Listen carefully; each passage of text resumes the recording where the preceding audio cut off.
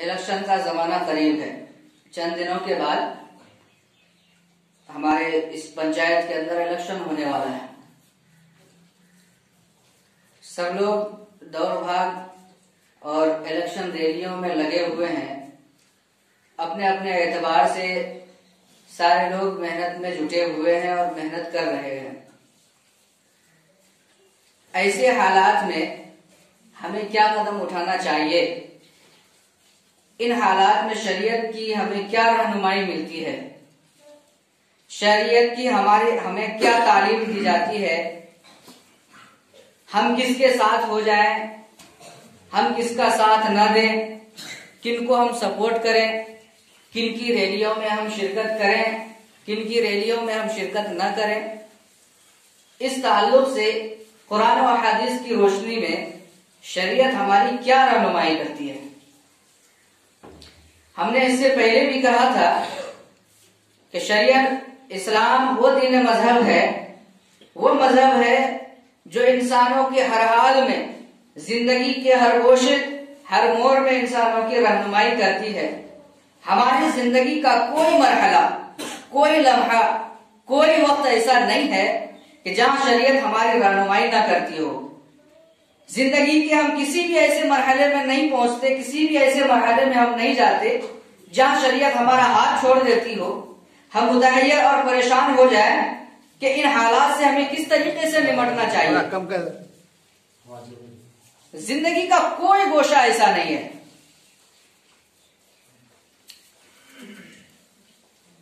यहां पर बुनियादी तौर पर चंद बातें आती हैं कि मुसलमान का इलेक्शन लड़ना कैसा है, फिर जो इलेक्शन में खड़ा होता है हम उनको सपोर्ट करें, करना शरअन दुरुस्त होगा या नहीं होगा, कैसे किन किन लोगों को इलेक्शन में खड़ा होना चाहिए, ये सारी रहनुमाई, ये सारी बातें यहां पे आ जाती है। सबसे बुनियादी चीज ये है कि ये हिंदुस्तान हमारा जमहूरी मुल्क है।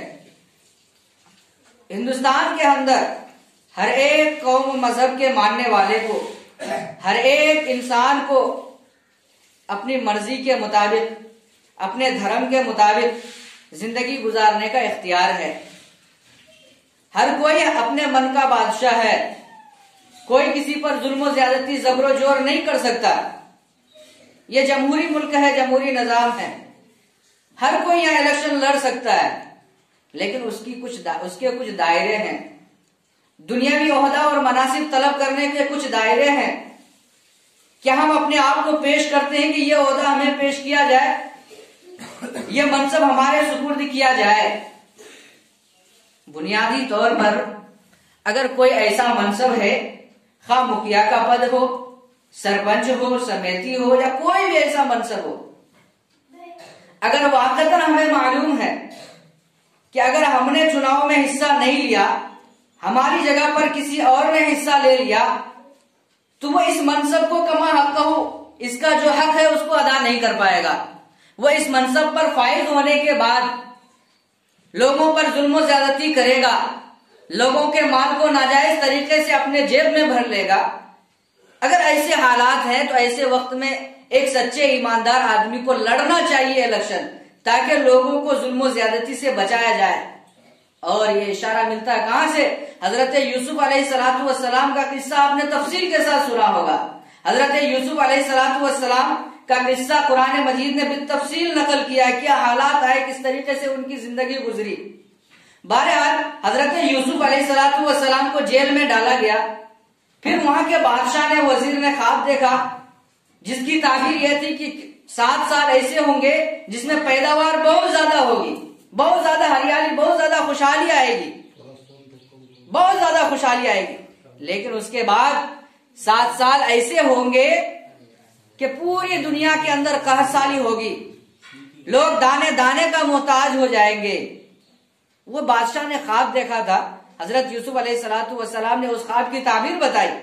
उसके बाद 7 साल जो कहसाली का जमाना आएगा, दिक्कत और दुश्वारी का जमाना आएगा, उन हालात में उस वक्त हालात का मुकाबला कैसे किया जाए, लोगों के जानो माल की हिफाजत कैसे हो। ये तदबीर भी हजरत यूसुफ अलैहिस्सलाम ने बताई थी, जिसके सदक़े में हजरत यूसुफ अलैहिस्सलाम को जेल से रिहाई हुई थी। जब हजरत यूसुफ अलैहिस्सलाम जेल से रिहा होकर के बादशाह के दरबार में गए, ओहदा व मनासिब तय किए जा रहे थे, तो उस वक्त हजरत यूसुफ अलैहिस्सलाम ने देखा कि अगर ये ओहदा और ये मनसब हमें मिल जाता है तो ये इस पर मैं बड़ा अच्छा काम कर सकता हूं। तो हजरत यूसुफ अलैहिस्सलाम ने अजीज मिस्र से कहा, इजालनी अला खजाइल अर्ज़ इन्नी हफीजुन अलीम, कि मुझे इस खजाने का मालिक बना दीजिए, इसकी जिम्मेदारी मुझे दे दीजिए, मुझे गोया के वजीर बनाइए। इन्नी हफीजुन अलीम, दो बात की जानिब इशारा है। इन्नी हफीजुन, इस खजाने की मैं हिफाजत भी करूंगा, क्योंकि हिफाजत करने का जो तौर तरीका है, हिफाजत करने का जो तर्ज अमल है, वो मुझे अच्छी तरह मालूम है। और मैं जानता हूं कि इस ओहदे पर फाइज होने के बाद किन किन कारनामे को अंजाम देना चाहिए, रियाया के साथ क्या सुलूक होना चाहिए, अपने मातिहतों के साथ क्या बर्ताव होना चाहिए, यह भी हमें मालूम है। और हजरत यूसुफ अलैहिस्सलाम को मालूम था कि अगर मेरे अलावा कोई इस मनसब पे फाइज हो जाता है, कोई इस मनसब पे मेरे अलावा दूसरा काबिज हो जाता है, तो यकीनन वो अपनी रियाया पर जुल्म और ज्यादती का पहाड़ तोड़ेगा, या उस तरीके से जिम्मेदारी को नहीं निभा पाएगा जिस तरीके से मेरे अंदर जिम्मेदारी को निभाने की सलाहियत है। अगर हालात ऐसे हो जाए, अगर माहौल कुछ इस तरीके का बन जाए कि अगर मैंने मुखिया का चुनाव नहीं लड़ा, अगर मैंने सरपंच का चुनाव नहीं लड़ा, कोई और दूसरा इस पर काबिज हो गया, तो यकीन जानिए वो जुल्म ज्यादती का शिकार होगा, वो रियाया पर जुल्म ज्यादती करेगा। तो ऐसे हालात में कोई अगर सच्चा पक्का ईमानदार है, उसको अपनी जात पर यकीन है कि हम यकीनन इस मनसब पे फाइज होने के बाद हम अपने मातिहत पर, अपने कार्यकर्ताओं पर जुल्म ज्यादती के पार नहीं तोड़ेंगे, तो ऐसे हालात में उसका चुनाव लड़ना बेहतर है, बल्कि उसको चुनाव लड़ना चाहिए। उसके बाद ये तो चुनाव लड़ना किसको चाहिए, लेकिन आज हमारे मुआशरे में, हमारे समाज में ये चीजें बहुत कम पाई जा रही। आज हर कोई, चंद लोगों से ताल्लुक हो गया, हर कोई आज उठ जाता है। मुखिया को क्या जिम्मेदारी होती है, मुखिया पद पे खड़े होने के बाद क्या जिम्मेदारियां आयद होती है, सबसे पहले उसका जानकार होना जरूरी है। हम अपने आप को टटोले, क्या हम इस ओहदा और मनसब के लायक हैं, या यूं ही पैसे के बलबूते हम खड़े हो गए। पहले हमें टटोलना चाहिए, उसके बाद अपना नाम नॉमिनेशन कराना चाहिए, किसी भी मनसब हो। मैं यहां पर खुल करके बोल सकता हूं, इसलिए कि आपके पंचायत के जो भी मुखिया है, आपके पंचायत के जो भी सरपंच है, जो भी जिस ओहदे पे फाइज है, मैं उनमें से किसी को नहीं जानता, इसलिए मुझे बोलने में यहां कोई दुश्वारी नहीं है। किसी को नहीं जानता, किसकी जिंदगी कैसी है मैं किसी को नहीं जानता।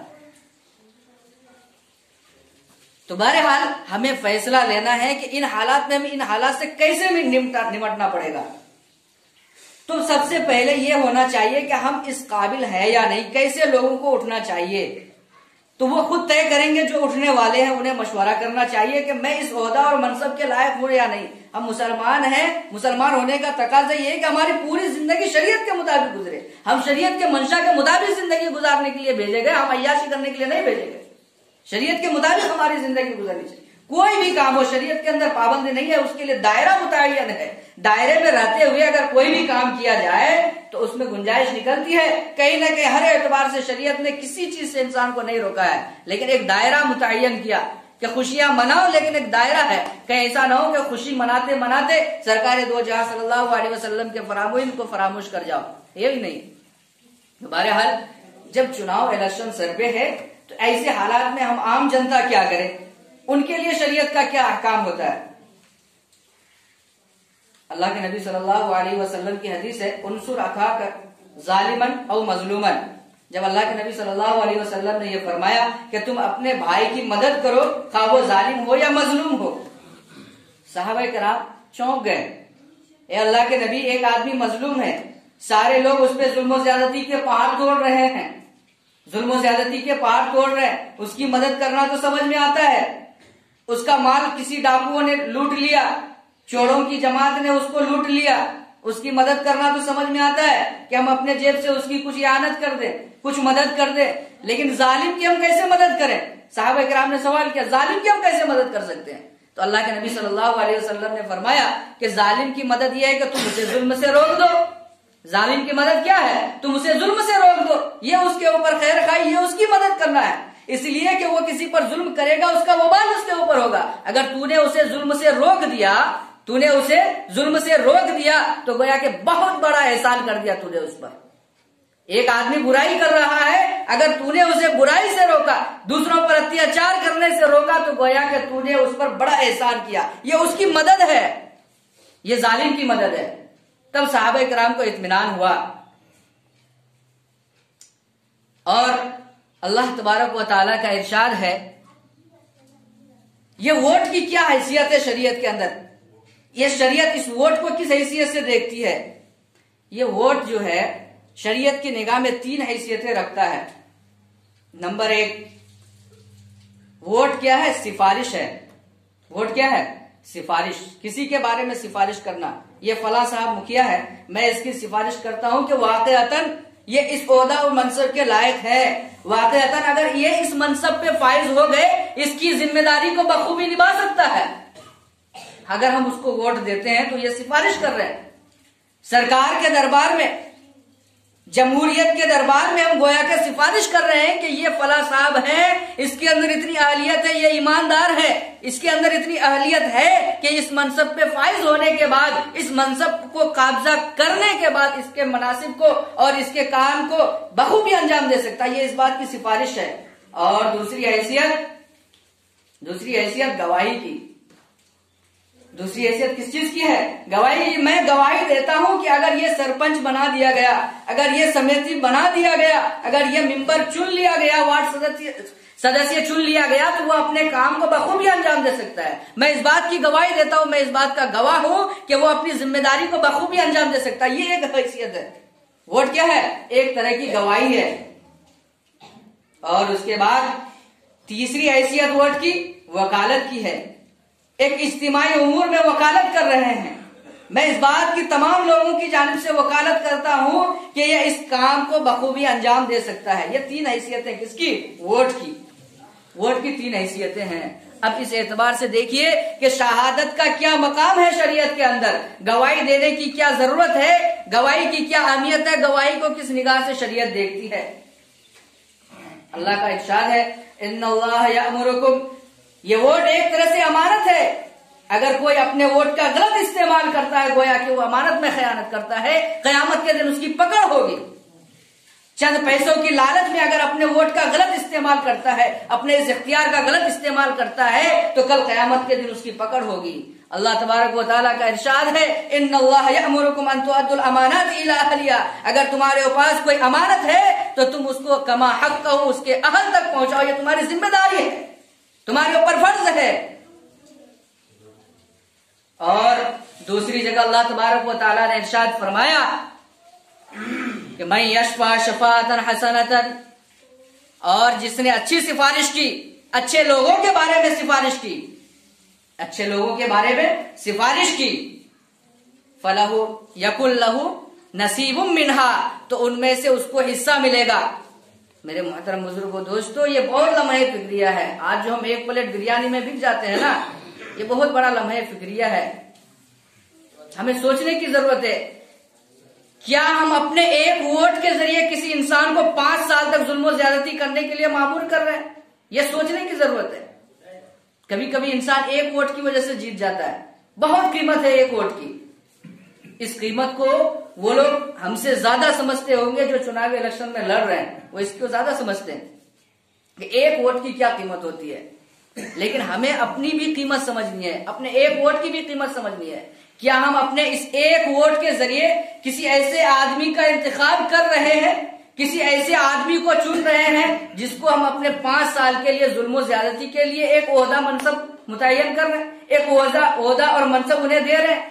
याद रखिए, अगर हमने किसी ऐसे आदमी को वोट दे दिया चंद पैसों की लालच में, 2-4 प्लेट बिरयानी की लालच में, 2-4 कप चाय की लालच में अगर किसी हमने ऐसे आदमी को वोट दे दिया जो वाकईतन जुल्म और ज्यादती करने वाला है, वो लोगों के माल को लूट कर खाने वाला है, लोगों के ऊपर जुल्म और बर्बरियत का पहाड़ तोड़ने वाला है, तो याद रखिए मेरे मोहतरम बुजुर्गों, दोस्तों, उस 5 साल के अंदर जितनी भी वो हराम खोरी करेगा, जितना भी वो लोगों का माल नाजायज तरीके से लेगा, उसमें आपका भी हिस्सा होगा, आप भी गुनाहगार होंगे, आपको फायदा कुछ भी नहीं हुआ। लेकिन चूंकि आपने अपने वोट का गलत इस्तेमाल कर लिया, जिसकी वजह से आप 5 साल तक आप इसको झेल रहे हैं। गुनाह वो कर रहा है, बैंक बैलेंस वो बना रहा है, अपनी प्रॉपर्टी वो बना रहा है, लेकिन गुनाह फालतू में आप कमा रहे हैं।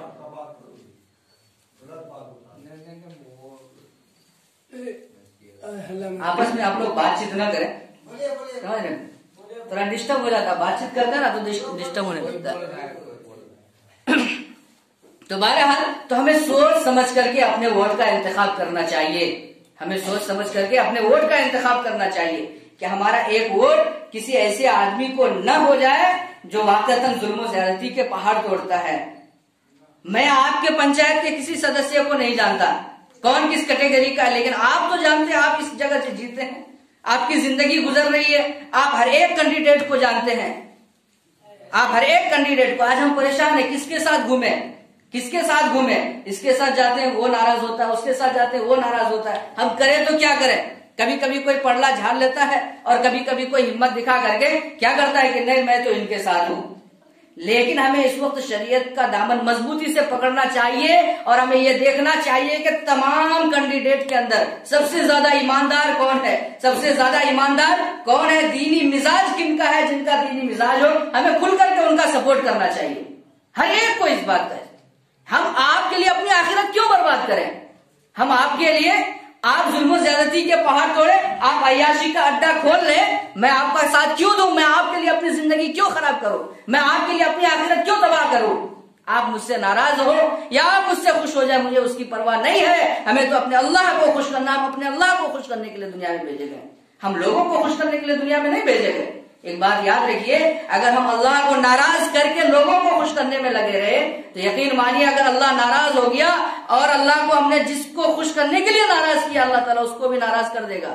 आप उसके दरबार से भी धुतकारे जाएंगे, आप उसके दरबार से भी निकाले जाएंगे और दुनिया और आखिरत दोनों जगह की रुसवाई हमारा कदम चूमेगी।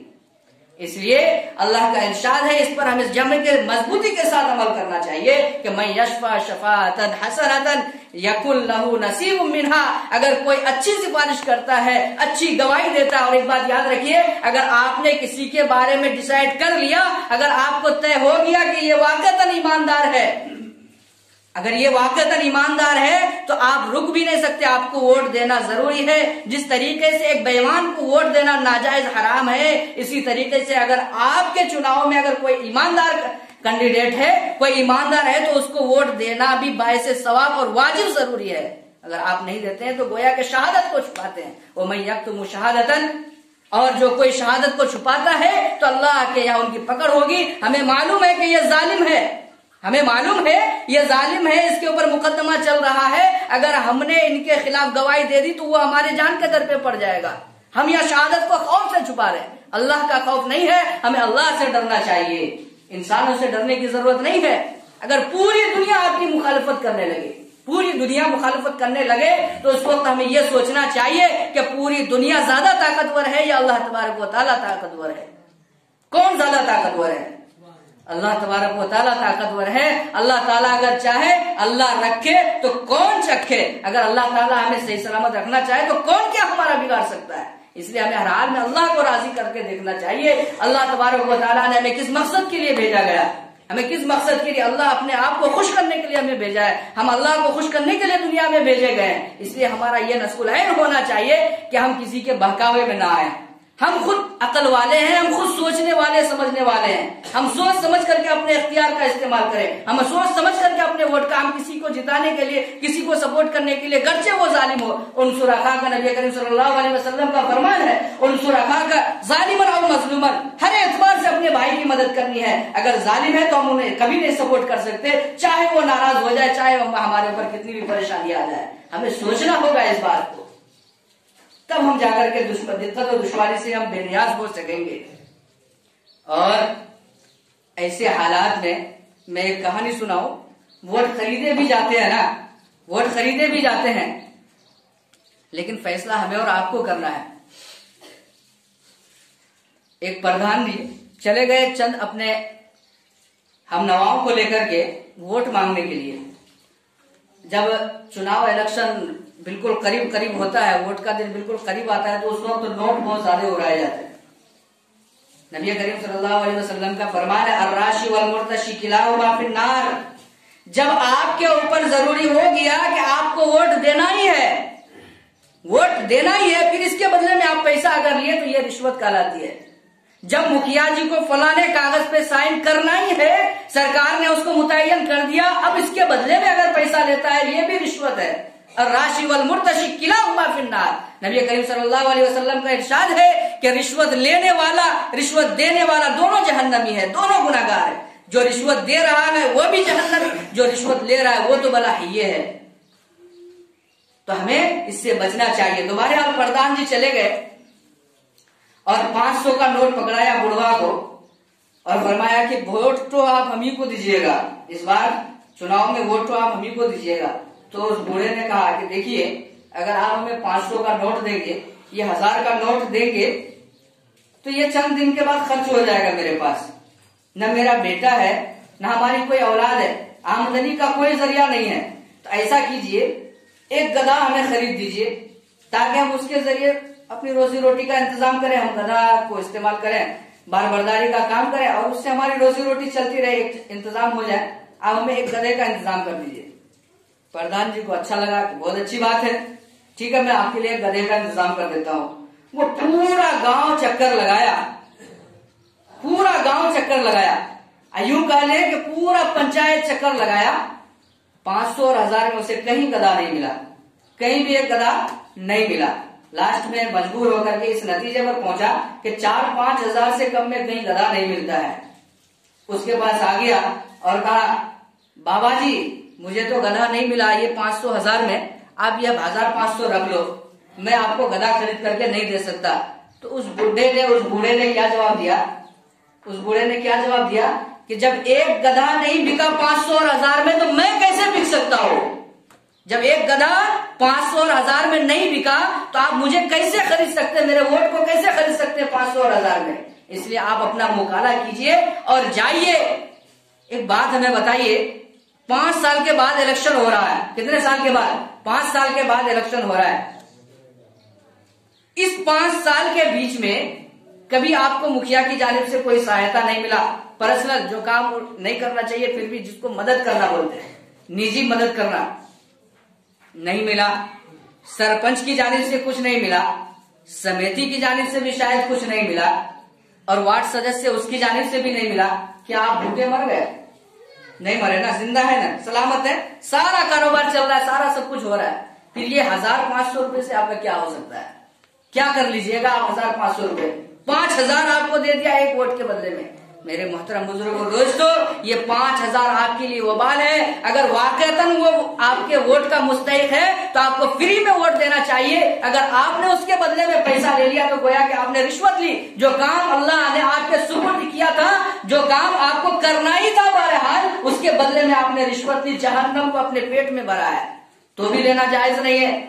और अगर वो वोट के अहल नहीं है, वोट का अहल नहीं है, वो इस लायक नहीं है कि उन्हें सपोर्ट किया जाए, इस लायक नहीं है कि उन्हें वोट दिया जाए, फिर उससे पैसे लेकर के आपने अगर वोट दिया तो गोया कि अपने ईमान का ही सौदा कर डाला। 5 साल के लिए किसी ऐसे आदमी को सपोर्ट कर दिया जिसको आपने जुल्म ज्यादती के गद्दे पर बैठा दिया, तो किसी एतबार से लेने का जवाब नहीं बनता है, किसी एतबार से। और इन हालात में खास तौर से एहतियात करना चाहिए, खास तौर से एहतियात करना चाहिए कि आप किसी की एक कप चाय तक न पिए। अभी मैं घर गया था कुछ दिन पहले, जैसे मैं गया, पान खाने की आदत है हमको, पान का दुकान पर गए तो एक कैंडिडेट एक साहब थे वहां पे, उससे पहले कभी इत्तेफाक नहीं हुआ, तालमेल अच्छा है, सब कुछ है, कभी इत्तेफाक नहीं हुआ कि कभी एक कप चाय के लिए तो हम बैठते नहीं, पान खिलाते कुछ भी नहीं। लेकिन इत्तेफाकी तौर पर जब हम दुकान में पहुंचे तो उन्होंने पैसा देने की कोशिश की, तो मैंने भरे मजमे में चंद लोगों के सामने उसे मना किया कि नहीं, आज से पहले कभी आपने तो ये मौका नहीं फराहम किया, कभी आपने एक पान हमें नहीं खिलाया, आज खिला रहे हैं, अगरचे आपकी नीयत नहीं है, अगरचे हमारी भी नीयत नहीं है कि आपको वोट दूंगा या नहीं दूंगा। मैंने उनसे साफ कहा अगर आप अहलियत है इसके, आप इस काबिल हैं कि आपको सपोर्ट किया जाए तो दिल से सपोर्ट है, लेकिन इसके लिए आपको पान खिलाने की जरूरत नहीं है, आपको पान खिलाने की जरूरत नहीं है। लेकिन हम में से बहुत को क्या होता है, सवेरे उठ के किसी मुखिया जी के इंतजार में देख रहे फला साहब जा रहे चाय की दुकान में पहुंच गए, क्या हो जाएगा 5 रुपए की चाय पी करके, क्या होगा हमारा है, क्या हो जाएगा। आज से पहले चुनाव इलेक्शन नहीं हुआ था, क्या हम भूखे मर गए, क्या हमें चाय नसीब नहीं हुई, क्या हमें पान खाना नसीब नहीं हुआ, क्यों फिर हम फिरते हैं। एक कप चाय में लोग बिक रहे हैं, 4000-5000 में गला नहीं बिका, एक प्लेट बिरयानी में हम बिक रहे हैं। अगर कोई वाकईतन इस लायक है कि इस मनसब ओहदा को संभालने के काबिल है, इतनी लियाकत उसके अंदर है, जुल्म ज्यादती नहीं करेगा, तो आप ऐसे ही सपोर्ट कीजिए ना, ये आपकी ईमानी जिम्मेदारी है, ईमानी जिम्मेदारी है। इसलिए कि अगर आप ईमानदार को सपोर्ट नहीं करेंगे, ईमानदार को जिताने की कोशिश नहीं करेंगे, तो उसकी जगह पे बेईमान जीत जाएगा, गोया कि आपने उसको जुल्म से नहीं रोका। अगर कोई अहलियत रखता है तो आप खुल करके सपोर्ट कीजिए, और अगर नहीं रखता है तो खुल करके विरोध भी कीजिए। ये ईमान एक तकाजा है और ईमान चीज है। अगर हमारे अंदर ईमान जिंदा है, हम आप अपने आप को एक प्लेट बिरयानी में हरगिज ना बेचें, हरगिज ना बेचें। हमें ये सोच लीजिए कि हम किस काम को करने के लिए जा रहे हैं, हमें ये सोचना होगा। ये लम्हे फिक्रिया 2-4 दिन वक्त बच गया, 2-4 दिन वक्त बच गया।